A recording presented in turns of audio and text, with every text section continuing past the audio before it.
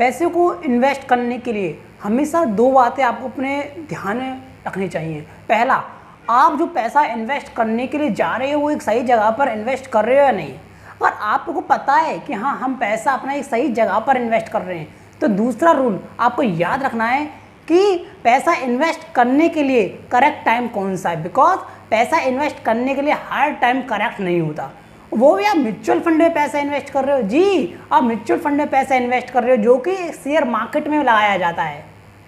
सो उसके लिए एक करेक्ट टाइम का होना जरूरी है। ऐसा नहीं हमारी पॉकेट में पैसा है, पैसा निकाला और मार्केट में दे डाला, म्यूचुअल फंड में इन्वेस्ट कर डाला, ऐसा नहीं है।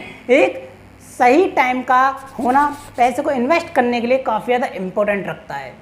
तो आइए आज इस वीडियो में हम डिस्कस करेंगे कि म्यूचुअल फंड में अपना पैसा इन्वेस्ट करने का करेक्ट टाइम कौन सा है, किस टाइम पर आपको अपना पैसा इन्वेस्ट करना चाहिए। आइए करते हैं वीडियो को स्टार्ट। नमस्कार दोस्तों, मैं डिग्री लेस सीरज। मेरे इस चैनल पर म्यूचुअल फंड से रिलेटेड कंप्लीटली सीरीज़ है। अगर आपने ना देखी हो तो देखिएगा ज़रूर, आपकी काफ़ी ज़्यादा हेल्प होगी और आपके सारे के सारे पॉइंट्स क्वेश्चंस बहुत ही ईजी तरीके से क्लियर हो जाएंगे और आप देखोगे तो मेरे फैन भी बन जाओगे, राइट। और मुझसे टच होने के लिए मेरे कमेंट्स में कुछ लिंक हैं, मेरे शेयर मार्केट ग्रुप की लिंक है, इंस्टा की लिंक है और एफबी की लिंक है, उनको जाकर फॉलो कर लीजिएगा, आप मुझसे कनेक्ट हो जाओगे। सो म्यूचुअल फंड होता क्या है, ये सारी बातें हमने इस वीडियो में डिस्कस करी थी जो इस सीरीज़ के अंदर है। इसकी जो लिंक मैं अपने डिस्क्रिप्शन में ऊपर प्रोवाइड कराऊंगा एंड प्लस कमेंट में भी आपको पिन कर दूंगा। सो म्यूचुअल फंड में इन्वेस्ट करना दैट इज़ गुड। आप म्यूचुअल फंड में अगर अपना पैसा इन्वेस्ट कर रहे हो तो काफ़ी ठीक है, बिल्कुल ठीक है। आप अपना पैसा इन्वेस्ट कर रहे हो, करेक्ट प्लेस पे कर रहे हो, सोच समझ कर कर रहे हो। लेकिन अब उस अपने पैसे को म्यूचुअल फंड में कब इन्वेस्ट करें। देखिए, म्यूचुअल फंड में इन्वेस्ट करने के आपके पास दो रूट होते हैं। पहला होता है सिप, दूसरा होता है लमसम। सिप का मतलब क्या? सिप का मतलब आप अपनी अमाउंट को एक छोटे छोटे टुकड़ों में इन्वेस्ट करते हो। जैसे कि मेरे पास 50,000 रुपये हैं तो मैं उन 50,000 रुपये में से 5,000 रुपये इस मंथ इन्वेस्ट करूंगा म्यूचुअल फंड में, 5,000 रुपये नेक्स्ट मंथ, 5,000 रुपये उससे अगले मंथ इन्वेस्ट करूंगा। यानी कि छोटे छोटे टुकड़ों में। जैसे हम इंश्योरेंस की जो प्रीमियम से जाती हैं, LIC की जो प्रीमियम जाती है ना, छोटे छोटे टुकड़ों में जाती हैं, क्वार्टरली मंथली जो भी हो। तो सेम उसी तरीके से अपने पैसे को एक इकट्ठा अमाउंट में इन्वेस्ट ना कर छोटे छोटे टुकड़ों में प्रीमियम की तरह इन्वेस्ट करना, इसको कहते हैं सिप। दूसरा मेथड होता है आपके पास म्यूचुअल फंड में इन्वेस्ट करने का लमसम। यानी कि आपके पास जितनी भी अमाउंट है उस सारी अमाउंट को एक साथ इन्वेस्ट कर देना।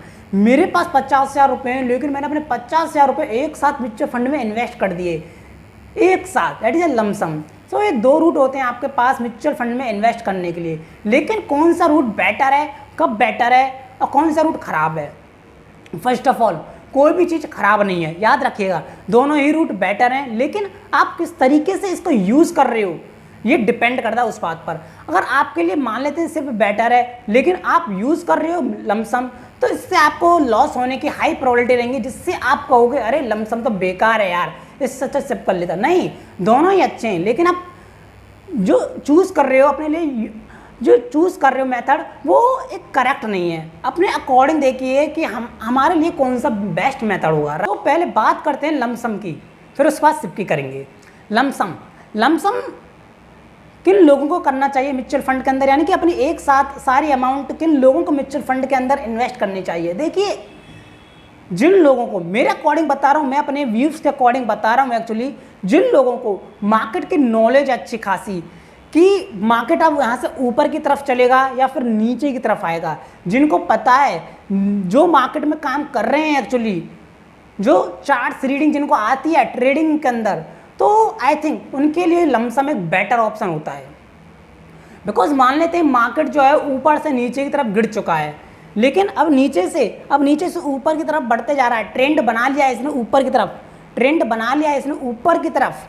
तो जिसको जो नॉलेज है मार्केट की, ट्रेडिंग की, चार्ट एनालिसिस की, चार्ट रीडिंग की, तो वो यहाँ पर अपनी एक साथ अमाउंट सारी की सारी इन्वेस्ट कर सकता है म्यूचुअल फंड के अंदर। जिससे होगा क्या, वो प्राइस जो है कंटिन्यूसली ऊपर की तरफ बढ़ेगा, तो उसको हाई प्रोबेबिलिटी होगी प्रॉफिट होने की। मान लेते हैं कि आपको मार्केट की नॉलेज ही नहीं है, आपको मार्केट की नॉलेज ही नहीं है, चार्ट रीडिंग आती नहीं है आपको, लेकिन आपने अपना एक साथ सारी की सारी लमसम अमाउंट म्यूचुअल फंड में इन्वेस्ट कर डाली और मार्केट जो है करंटली ऊपर के लेवल पर है। लेकिन जब आपने अपना सारा की सारा पैसा म्यूचुअल फंड में इन्वेस्ट कर डाला ये सोचकर कि यहाँ से मार्केट रिकवर करेगा, यहाँ से और ऊपर जाएगा, लेकिन ऐसा नहीं होता। मार्केट ऊपर से नीचे की ओर खिसकता है और आपका बहुत ही ज़्यादा लॉस होता है, आपका जो पोर्टफोलियो है कंप्लीटली रेड हो जाता है।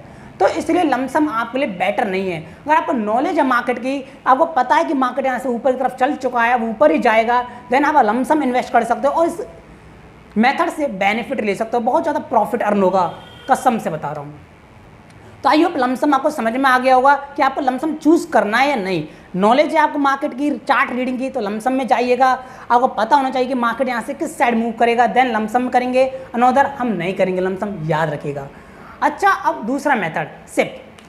सिप किन लोगों के लिए बेटर है, किन लोगों को सिप करनी चाहिए, अपने नॉलेज एक्सपीरियंस के अकॉर्डिंग, थोड़ा व्यूज के अकॉर्डिंग आपको बताऊंगा ट्रस्टली तरीके से।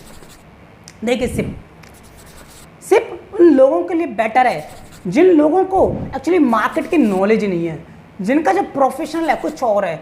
आप जॉब करते हो, बिजनेस करते हो, स्टूडेंट हो, मार्केट की नॉलेज नहीं है, चार्ट रीडिंग आती नहीं है आपको, या फिर आप मार्केट को ध्यान नहीं दे सकते हो, ना सीख सकते हो, कुछ और काम है आपका, लेकिन उसके बावजूद भी आप शेयर मार्केट में इन्वेस्ट करना चाहते हो, यानी कि म्यूचुअल फंड में अपना पैसा इन्वेस्ट करना चाहते हो, देन आप सिप को यूज़ कीजिएगा। बिकॉज अगर आप सिप को यूज़ करते हो, सिप में होगा क्या, एक्चुअली छोटे छोटे टुकड़ों में आप अपना पैसा म्यूचुअल फंड में डालोगे, छोटे छोटे टुकड़ों के अंदर, छोटे छोटे प्रीमियम्स के अंदर। मार्केट अप जाए या डाउन जाए आपको इससे कोई फर्क नहीं पड़ता, आपके पास फिर भी अमाउंट रहेगी। मान लेते हैं मेरे पास 50,000 रुपये हैं, मार्केट जो है ऊपर की तरफ था, मेरे पास 50,000 रुपये हैं, मार्केट ऊपर की तरफ था, तो मैंने 50,000 रुपये में से 5,000 रुपये इस मंथ इन्वेस्ट कर डाले। लेकिन नेक्स्ट मंथ मार्केट नीचे आ जाता है, मेरा पोर्टफोलियो रेड हो गया, अब क्या करूँ, बाप रे बाप, मेरा पोर्टफोलियो रेड, अगर लॉस दिखाई दे रहा है मेरे पोर्टफोलियो में, तो मेरे पास 45,000 रुपये और हैं, मैं 5,000 रुपये और डालूंगा, जिससे होगा क्या, उनका जो प्राइस है, जो म्यूचुअल फंड ने खरीदे हैं शेयर्स मेरी अमाउंट से, उनका एवरेज हो जाएगा या एवरेज हो जाएगा। मान लेते नेक्स्ट मंथ में मार्केट और नीचे आया, मेरे पास 40,000 रुपये और हैं, 5,000 और डिप्लॉय करूंगा म्यूचुअल फंड के अंदर, मार्केट और नीचे आया, 5,000 रुपये और डिप्लॉय करूंगा नीचे, तो मेरे पास अमाउंट रहेगी नीचे के वैल्यू पर शेयर्स खरीदने के लिए, यानी म्यूचुअल फंड में पैसा डालने के लिए। अब मार्केट नीचे है और नीचे से ऊपर की तरफ रिकवर कर रहा है, नीचे से है और नीचे से ऊपर की तरफ बढ़ते जा रहा है, रिकवर कर रहा है। मैं नीचे 5,000 रुपये डाल दूंगा और नेक्स्ट मंथ ऊपर की तरफ रिकवर करेगा तो अगली 5,000 और जाएगी मेरी, अगर नेक्स्ट मंथ उससे ऊपर रिकवर करेगा तो अगली 5,000 अमाउंट और डालूंगा मैं म्यूचुअल फंड के अंदर। यानी मार्केट बढ़ता जा रहा है, मेरी अपनी अमाउंट डेप्लॉय होती जा रही है मार्केट के अंदर। यानी कि सिप के अंदर आपको मार्केट ऊपर जाएगा नीचे जाएगा इससे कोई इफेक्ट पड़ता ही नहीं है। मार्केट ऊपर जाएगा तो भी हमारे पास और अमाउंट है मार्केट में डालने के लिए, म्यूचुअल फंड में डालने के लिए। अगर मार्केट ऊपर से नीचे की तरफ फॉल कर रहा है तो भी हमारे पास और अमाउंट है म्यूचुअल फंड में डालने के लिए, जिससे हमारा शेयर्स का प्राइस एवरेज होता चला जाएगा। अब आपको पता चल गया होगा कि लमसम आपके लिए बेटर है या सिप आपके लिए बेटर है। सिर्फ आपके लिए बेटर तब होगी आपको मार्केट की नॉलेज नहीं है, चार्ट रीडिंग आती नहीं है, आपका प्रोफेशनल कुछ और है, आप अपना काम कर रहे हो और एक लॉन्ग टर्म के अंदर अगर आप खेलना चाहते हो, मार्केट के अंदर पैसा बनाना चाहते हो लॉन्ग टर्म के अंदर 9 से 10 साल के लिए समथिंग मानकर चलिएगा बॉस, एक एवरेज पीरियड 9 से 10 साल का आपको मार्केट के अंदर म्यूचुअल फंड के अंदर व्यू होना चाहिए, तो ही सिर्फ करिएगा। आपको बहुत ही ज़्यादा औसम रिटर्न मिलेंगे 9 से 10 साल के बाद। लेकिन अगर आपको मार्केट की नॉलेज है, आप मार्केट को टाइम दे सकते हो, चार्ट रीडिंग आती है आपको, देन आप फिर म्यूचुअल फंड में लमसम अमाउंट डाल सकते हो। म्यूचुअल लमसम अमाउंट से भी बहुत ही सुपर बेनिफिट होगा, ओनली तभी अगर आपको नॉलेज है, बिकॉज तभी पता चलेगा कि मार्केट यहाँ से ऊपर की तरफ जा रहा है, देन हम एंट्री लेंगे म्यूचुअल फंड के अंदर, जहाँ से हमारा प्राइस जो है ऊपर की तरफ मूव करेगा, बहुत ज़्यादा प्रॉफिट होगा।